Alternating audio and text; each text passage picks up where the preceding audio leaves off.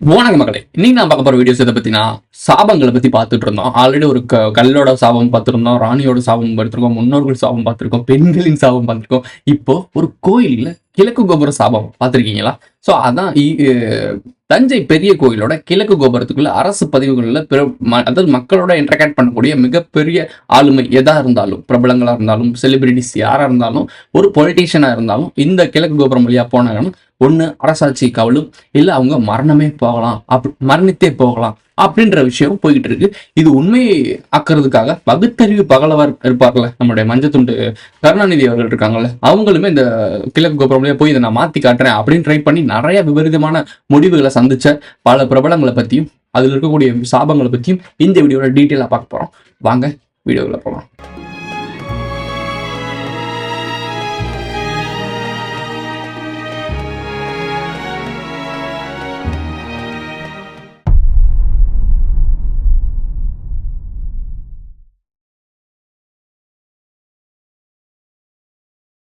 First set of கூட்டம் இருக்குல்ல, நம்ம இப்ப இருக்க 50 ஆண்டுகள் அரசியல்ல பார்ப்போம். சுதந்திரம் அடைஞ்சோம்ல, சுதந்திரம் அடைஞ்சதுல இருந்து நம்ம பார்க்கக்கூடிய பொலிட்டிஷியனை பத்தி, பிரபலங்களை பத்தி தான், குறிப்பா மோனோபொலி பண்ணக்கூடிய பிரபலங்களை பத்தி தான் பார்க்க போறோம்.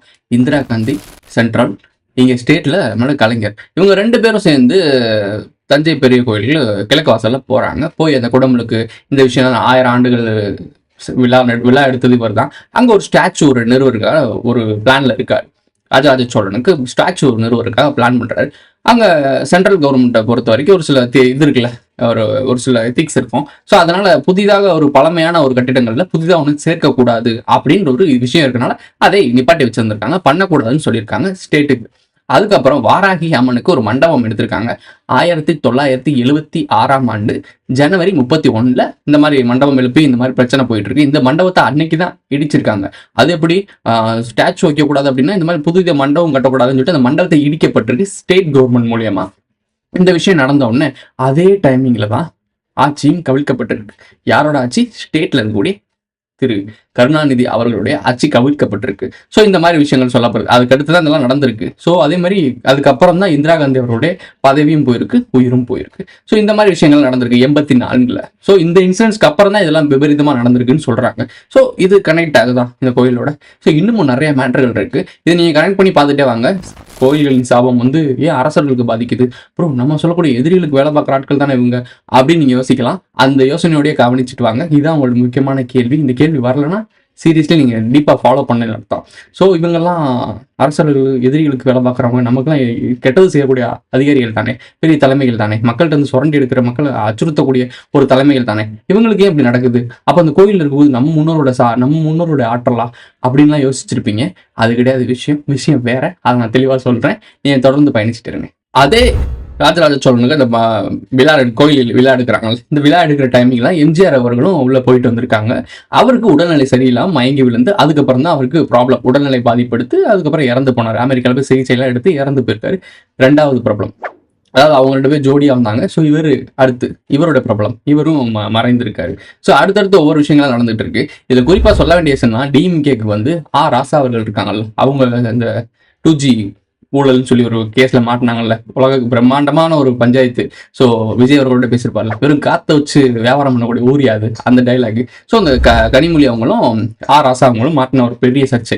இவங்க எல்லாருமே அந்த குடமுழு கூட கனெக்ட் ஆனவங்க. அதாவது என்ன சொல்றது, ராஜராஜ சோழன் அந்த கோயிலுக்கு கிழக்கு கோபுரம் வழியா போனவங்க. அதாவது இதை நாங்க மாத்தி காட்டுறோம், நாங்களாம் பகுத்தறிவு பகலவர்கள் அப்படின்னு நிறுவ போனவங்களுக்கு அப்புறம் விழுந்த அடிகள் தான் இதெல்லாம். அதே திமுக 2 பேரு மணின்ற பேர்ல இருக்கக்கூடிய 2 பேருக்குமே ஒருத்தர் உடல்நிலை இல்லாம இறந்திருக்காப்புல, இன்னொருத்தர் பதவி இழந்திருக்காரு. அது 2 பேரும் முக்கியமான ஆட்கள், ரொம்ப மக்களோட கனெக்ட் ஆன ஆட்கள், செலிபிரிட்டியான ஆட்கள். இவங்க இந்த மாதிரி ஆயிடுச்சுன்றப்போ இவங்களும் இதோட கனெக்ட் ஆயிருக்காங்க. அதாவது அந்த உள் பயணம் செஞ்சிருக்காங்கல்ல கிழக்கு கோபுரம், இந்த லைன்ல போனவங்களுக்கு அடுத்தடுத்து நிகழ்ந்தது. அடுத்த நாளே நடக்கக்கூடிய விஷயம் கிடையாது. அதுக்கப்புறம் நிகழக்கூடிய அரசியல் மாற்றங்கள். ஏன்னா இப்ப அவங்க போயிட்டு வந்தோடனே அடுத்த எலெக்ஷன் போறது கிடையாதுல்ல. ஸோ அடுத்த எலெக்ஷன்ல இந்த மாதிரிலாம் நடந்திருக்கு. ஸோ இதுதான் இந்த மாதிரி ஒரு விஷயத்த சொல்லிட்டு இருக்காங்க. இந்த சாபங்களை பத்தி இறுதியில் நான் கனெக்ட் பண்றேன். அப்போ உங்களுக்கு என்ன நடந்துட்டு இருக்குன்றது தெளிவா புரியும். கடைசி அது ஒரு எண்டிங் ஸ்டோரி இருக்கணும்ல. ஸோ அந்த எண்டிங் ஸ்டோரிக்கு வந்துடும். இதுக்கப்புறம் இந்த திமுக ஆட்சிகள் படுதொலி அடைஞ்சு அடுத்த எலெக்ஷன்ல வேற லெவலில் அடி வாங்கிட்டு இருந்தாங்க. ஸோ இப்போ தெரிஞ்சுக்கிட்டாங்க, ஓகே நம்ம பகுத்தறிவுன்னு சொல்லி என்னதான் காயடிச்சுட்டு இருந்தாலும் ஒரு சில விஷயங்கள் நம்ம மீறி நடந்துகிட்டு இருக்கு, அது நமக்கு ஏத்துக்க முடியாது, ஏன்னா நம்ம கொள்கைக்கு எதிராக இருக்கு, நம்ம ஏத்துக்கிட்டோம்னா நம்ம செருப்பல்ட்டி அடிப்பாங்க மக்கள், ஸோ அதனால நம்ம வெளியே பேசிக்கூடாது, அப்படியே மறைச்சிருவோம் அப்படின்னு கண்டுக்காம விட்டுருக்காங்க. ஆனா அதுல இருந்து இந்த பிரபலங்களுக்கு தஞ்சை பெரிய கோவிலோட ஒரு அமானுஷ்யமான பின்புலம் பயந்துகிட்டு தான் இருக்காங்க. ப்ரோ அப்படி என்னதான் ப்ரோ இந்த ரகசியம் இருக்கு? இந்த ரகசியத்துக்கு ஏன் இப்படி வந்து இந்த மாதிரி ஆட்சியாளர்களுக்கு பெரிய பெரிய செலிபிரிட்டிஸ்க்குலாம் இந்த மாதிரி சாபங்கள் பலிக்குது? என்ன காரணம்? ஏன்னா எதிரிகளோட கோயில்கள் தான் அதுன்னு நீங்க சொல்லியிருக்கீங்க. அப்புறம் எப்படி உங்களுக்கு இந்த மாதிரி சாபங்கள், இந்த மாதிரி பிரச்சனைகள்லாம் உங்களுக்கு வருது அப்படின்ற ஒரு கேள்வி உங்களுக்கு எல்லாருமே வந்திருக்கணும். கேள்விக்கான பதில் என்னன்னா, கரூர் ஒரு சித்தர் பின்னாடி இருக்காரு. ஸோ ப்ரோ என்ன ப்ரோ சொல்ற, சித்தர்கள் சொல்றீங்க, என்ன மேட்ரு அப்படின்னு கேட்குறீங்கன்னா, கரூரா சித்தர் வந்து மிகப்பெரிய ஒரு ஆளு, சோழர்கள் வம்சத்துல மிகப்பெரிய ஒரு ஆளு. ராஜராஜ சோழன் இந்த கோயில் கட்டிட்டு இந்த கோயில் கட்டுறாங்க, கோயில் கட்டும்போது முக்கியமான ஒரு நபர். இன்ஃப்ராஸ்ட்ரக்சர் எல்லாத்துக்குமே அடித்தளம் போட்டு நல்லா மேப்பிங் பண்ணி நல்லா ஹெல்பிங் பண்ணி நல்லா சப்போர்ட்டிங்காக இருந்தவர். இந்த கோயில் எழுப்புறதுக்கு முக்கியமான ஆளாகவே இருந்திருக்காரு. அதில் ஒரு லிங்கம் இருக்கும், பெரிய லிங்கம். அந்த லிங்கம் உள்ள போக முடியாம ஒரு பிரச்சனை வந்துருச்சு. அந்த பிரச்சனையிலே அவர் தான் சுமூகமா பூர்த்தி செஞ்சு கொடுத்திருந்தார். அவர் ஒரு முக்கியமான ஒரு சித்து விளையாட்டில் வல்லவர். ஸோ அவர் அதை செஞ்சு கொடுத்துருக்காரு. அந்த கோயிலுக்குள்ள அந்த ஸ்டாச்சுவை பிரதிஷ்டை பண்ணி விட்டுருக்காரு. என்ன மேட்டர் அப்படின்னா, அதுல தமிழ்ல குடமுழுக்கு நடத்தணும்னு சொல்லி பேசியிருக்காரு. எப்பன்னு வச்சு பாருங்க, ராஜராஜ சோழன் காலத்திலேயே தமிழ் சமஸ்கிருதம் இருந்திருக்கு. அப்போ சமஸ்கிருதம் தான் அங்க மோனோபொலி பண்ணிருக்குன்னா, அப்ப ஆளுங்கட்சியில இருந்தவங்க ஆளுறவங்க யாருன்னு யோசிச்சு பாருங்க. இப்ப இருக்க காலகட்டங்கள்ல திராவிடம், பகுத்தறிவு, தமிழர் கட்சி அப்படின்னு சொல்லி பேசிட்டு இருக்கவங்க கூட சமஸ்கிருதத்தை முன்னிலைப்படுத்துறாங்க. அதை எங்கேயுமே மாத்தல. எல்லா கோயில்களையும் சமஸ்கிருதத்துல மந்திரம் போயிட்டு இருக்கு. ஆனா ராஜராஜ சோழன் தமிழன்னு சொல்றீங்க, தமிழ் மன்னர்னு சொல்றீங்க, தமிழ் மக்களுக்காக வாழ்ந்தவர்னு சொல்றீங்க. அவர் காலகட்டத்துல கூட கோயில்கள் கூட குடமுழுக்கு சமஸ்கிருதத்துல நடந்திருக்கு. ஏன் அதை யோசிச்சிருக்கலாமே? அப்ப கரூர் சித்தர் சொல்லியிருக்காரு, இந்த சமஸ்கிருதத்தை நிப்பாட்டுங்க அப்படின்ற மாதிரி சொல்லியிருக்காரு. அந்த டைமிங்ல இது ஒரு வாக்குவாதமா போயிருக்கு. இதுக்கப்புறம் அப்படியே சமஸ்கிருதத்துல நடத்திருக்காங்க. அப்ப அந்த கரூர் சித்தர் சாபம் தான் இது இவ்வளவு பேர இம்பாக்ட் ஆயிருக்கு. ஏன்னா சித்தன் வாக்கு சிவ வாக்குன்னு சொல்லுவாங்க.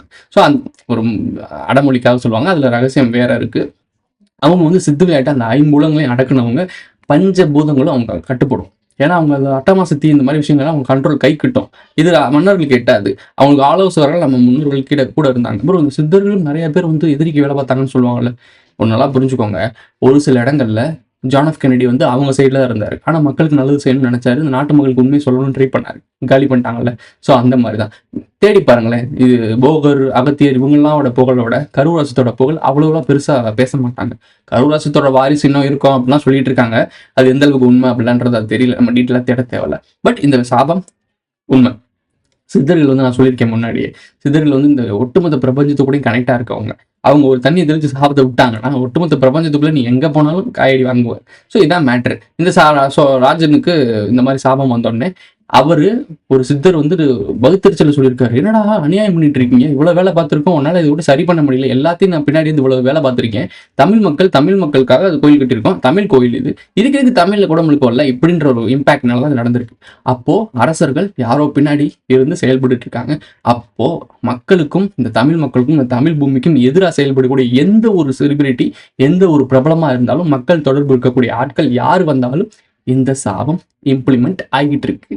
இதான் மேட்ரு. அந்த கருவசத்தோடைய ஆத்மா அங்கதான் ஜீவசமதி அடைஞ்சாருன்னு சொல்றாங்க. அப்ப இன்னும் பயங்கரமா இருக்கும் அது. ஸோ அவரோட அந்த இம்பாக்ட் இருக்கு. இதான் மேட்ரு. ப்ரோ அப்ப இவங்கெல்லாம் அடியா இருக்காங்களா, அப்ப இவங்கெல்லாம் மக்களுக்கு நல்லது செய்யலையா ப்ரோ?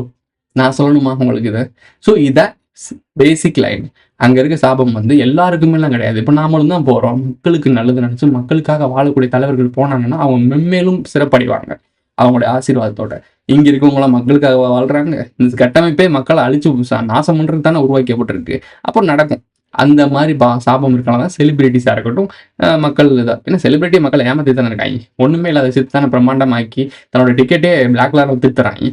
ஸோ எவனுமே அங்கே போக முடியாது. யோக்கியங்கிறது எவனுமே இல்லை. எவன் யோக்கியனோ அவன் கிழக்கு வாசல்ல போய் மக்களோட இன்டர்கேட் பண்ணலாம். அந்த தைரியம் யாருக்காச்சும் இருக்கா? அப்படி இருக்கு. நாங்களும் ஆளுமையான தலைவர்கள் தான், நாங்களும் மக்களுக்காக வாழ்றோம், மக்களுக்காகவே வாழ்றோம் அப்படின்னு சொல்லக்கூடிய தலைவர்கள்லாம் மொத்தமா ஒரு பஸ் பிடிச்சி உள்ள கூட்டி போயிருங்க. நமக்கு ஒரு வேலை முடிஞ்சிச்சு. கரூரார் பார்த்துக்குவாப்ல எல்லாத்தையும். ஓகே, இதான் மேட்ரு. இந்த சாபமோட மேட்ரு என்னன்னா, கரூராசித்தரோட அந்த இம்பாக்ட் தான்.